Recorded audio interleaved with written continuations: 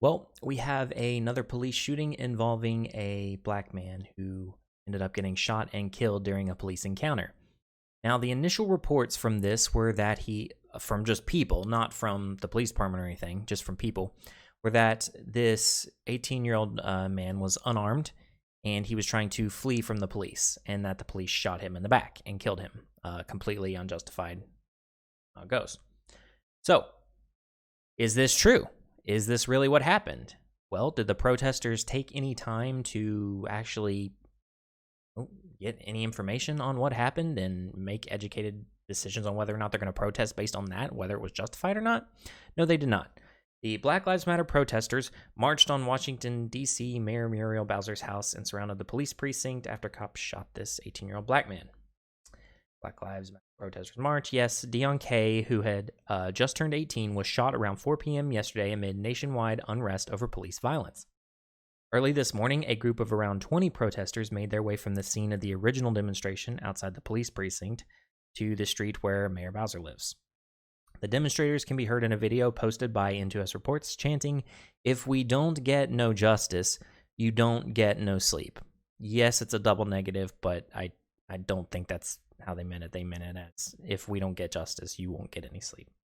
They spent around an hour outside the property, arguing with cops who had arrived at the request of the neighbor. Before a large police presence drove them to the scene and they left. Kay's mother telling the Post that she just wants her baby back. They took her son.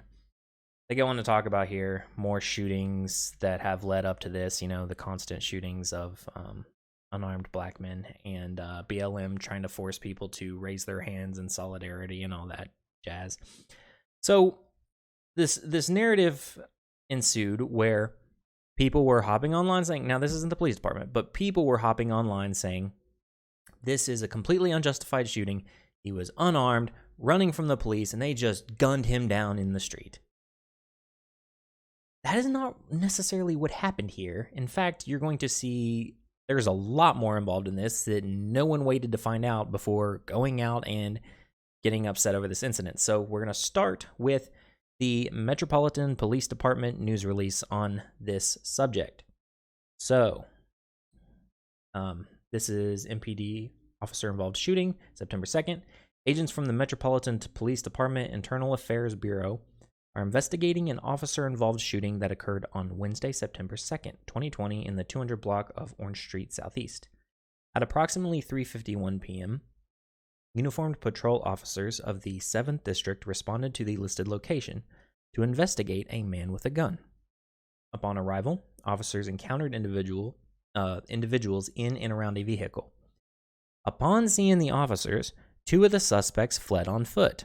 During the foot pursuit, one of the suspects brandished a firearm. In response, an officer discharged their firearm 1 time, striking the suspect. DC Fire and Emergency Medical Services responded to the scene and transported the suspect to an area hospital for treatment of life-threatening injuries. After the life-saving efforts failed, the suspect was pronounced dead. The other suspect made good their escape and was not apprehended. The decedent has been identified as 18-year-old Deon Kay, the victim of this shooting that we're talking about, of Southeast DC. His handgun was recovered in the picture below. It's there in the grass.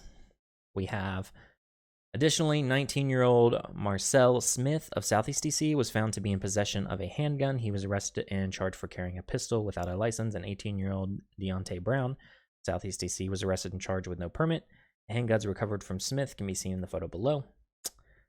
The officers have been placed on administrative leave pursuant to MPD policy. Responding officers activated their body-worn cameras. The footage is currently under review. We actually now have that footage. And that is what I want to go over with you all, because there are different things coming out about what really happened. So let's read about it. I will show you a short clip, and then we'll see what people are saying now that the footage has been released, because people are changing their tune and trying to backpedal but still keep this narrative that it was unjustified based on the footage. But you'll see that it's really hard to say it's an unjustified shooting. So this news article covers some of the same stuff. The killing brought out scores of protesters Wednesday night and the following morning who demanded the release of police cam footage. Shortly after noon on Thursday, the video was released. Police Chief Peter Newsham said that the shooting is a tragedy and it was a Herculean task to release the footage in less than 24 hours after the shooting.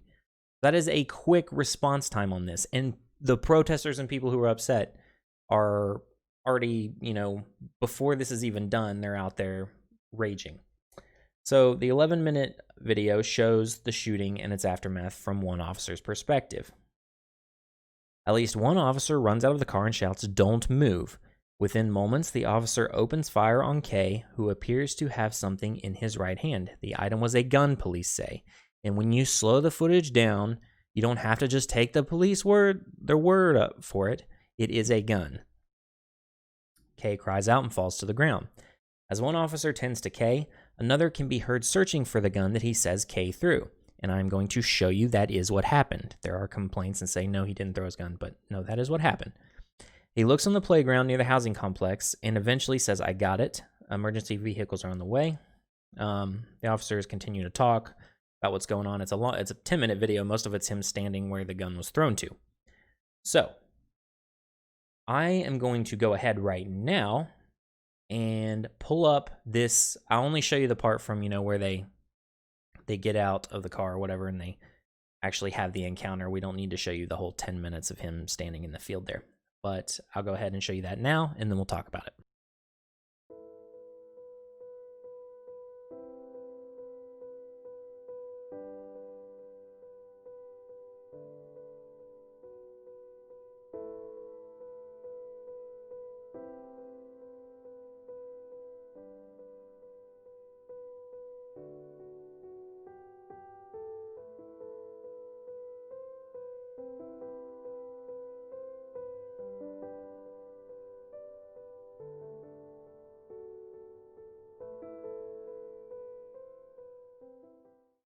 Okay, so I slowed it down for you there so you could see exactly what's happening.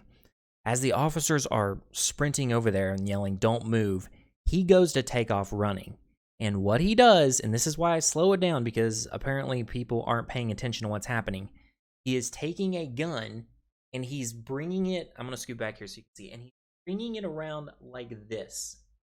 Now, an officer in that scenario has a split-second decision to make on whether to, you don't know if he is pulling that gun around to shoot you or if he is pulling that gun around to throw it.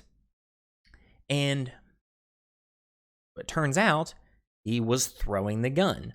But that officer had no way of knowing that. The guy brings the gun around completely over around the side, and you don't know at that moment what's going to happen. All this officer knows is this kid sprinting towards his direction and whipping a gun around.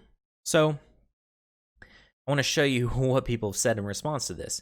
So you have tweets that come out, and people are now backpedaling and saying, okay, yeah, he was armed and all this stuff, but just watch the video of Deon Kay being killed by the police, and then the officer who shot him frantically looking for the gun, only to find it literally across an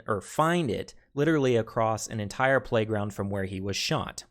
Get the F out of here. How many yards away was the gun around, and Kay was running away from the police officers. Okay.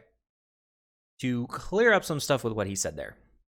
First off, running away from the police officers, yes, he was running from them and he was with the gun, but also the one was right beside him and in Kay's line of sight, and then Kay pulls the gun out to what looks like point it right at the officer. And this guy also doesn't believe that the guy couldn't have thrown the gun. It wasn't that far. He was on elevated ground. There is, at the edge of a parking lot, there's a retaining wall, a playground, and then grass on the other side. He literally just launched it over the playground. Very simple to do, especially if you're pulling out a full-on discus throw with your pistol. So it's not unbelievable that the guy tossed his gun because we see him doing that in the video. It is shown that is what is happening. He's pulling his arm back and throwing the gun. Again, that doesn't mean that the shooting is unjustified because he was getting rid of the gun. When you're slinging your arm around with a gun in your hand, the officer doesn't know what you're doing. Of course they're going to shoot, and he fired one time. It's not like he just sat there and unloaded the whole gun, which even then, that's another argument altogether. But just to say, it's not a ridiculous statement. We see him get ready to throw the gun, and that is what happens. I don't know how that is Unclear, maybe he needs to watch the footage. So then we have this here. I've also been seeing responses like this. I just happened to pick this one. So they say the story of Deon Kay highlights two Americas when it comes to policing.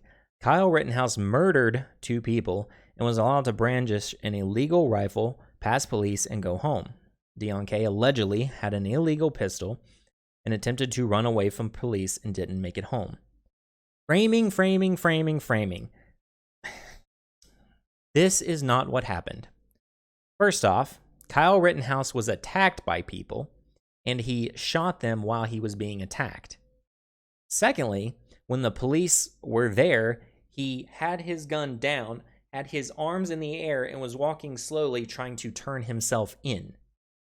That is a very different scenario than Deon Kay, who was not just attempting to run away from police and didn't make it home. He started running, but then he pulled out a gun and looked like he was going to be aiming it right at the officer in front of him. That is the direction in which his movement indicated. So, again, framing is so important because the 2 scenarios are not comparable whatsoever. If the scenarios were comparable, it would have to have either one, Kyle Rittenhouse would have either had to run up to the police with his gun pointed at him, which did not happen, or Deon Kay's story would have to involve him, holding his gun with his arms up in the air, or having it tucked in, or held down or something, walking slowly towards the police. They're 2 completely different scenarios, and you're trying to say that just how corrupt, again, people trying to show how corrupt these police officers supposedly are. And it's just getting out of hand. But all that to say, people jump to conclusions way too fast on what happens. We've seen this multiple times now. We have seen it with almost every one of these deaths or injuries on these past shootings. For the most part, there are some exceptions, but people are getting quicker and quicker to jump the gun. We had, I can't remember what city it was in, maybe Minneapolis, but where the guy committed suicide and people thought police had shot him. They started protesting and rioting. Just all of this stuff. With the thing with Jacob Blake, with him actually having a weapon, and the real reason that the police were actually called there, not that he was breaking up a fight and everything. See, people jump to conclusions before we even have the information. And there's no apology for any of that. There's just sometimes starts off with a peaceful protest and just some angry people, and then a lot of times just devolves into this violent crap we see. So that's one big thing. People's responses are way too emotionally based and not even rooted in facts, which is insane. Second, when this information is released, and this was released very fast, like they said, within 24 hours, this body cam footage and everything, and we get more of the information. When this comes out, people then try to find a way to still, yes, they have to backpedal some because now it's revealed what has happened, but like you see in these Twitter posts, they're still trying to word it or twist it in just the right fashion so that it is still classified as an unjustified shooting and the officers are still in the wrong. Based on what we have just seen plainly in the video, I don't understand. We must be on different planets if somehow you think that that officer should not have fired that single shot there when he was pulling his gun around. What is the officer supposed to do? They run up on him. The guy pulls the gun and whips it around and just stand there and say, "Oh, good. Turns out he was just throwing it. I thought maybe for a second he was going to pull it around and shoot me. It's a good thing I waited and let him through it. I mean, if it had been the other way around, or if it had been the other option where he did pull it around and shoot me, I guess that would have hurt. But oh well. No, that's not how these scenarios work.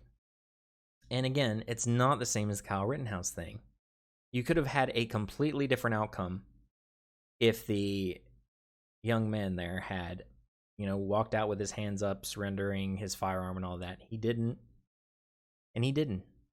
And if he had responded that way and the officer had still shot him, then you would definitely have a case for an unjustified shooting by a police officer. I don't know, when someone being very compliant, dropping their gun or dropping the gun and standing there like this, or however it may be, and just complying with the officers, that would have been a completely different discussion to be had, but that is not what happened.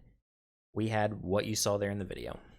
So, again, you can look at it and make your own judgment call. I don't see how you see much else based on this, but we're going to continue to have people deny, and amplify these types of scenarios to the point where people won't even believe the truth that's right in front of them. That said, that will do it for this segment. I thank you guys for tuning in. If you like the video, feel free to leave a like, subscribe. If you want to support this channel and help get more videos up on a regular basis, you can click the link in the description to support me. If anything else, we'll see you on the next video, and you guys have a good one.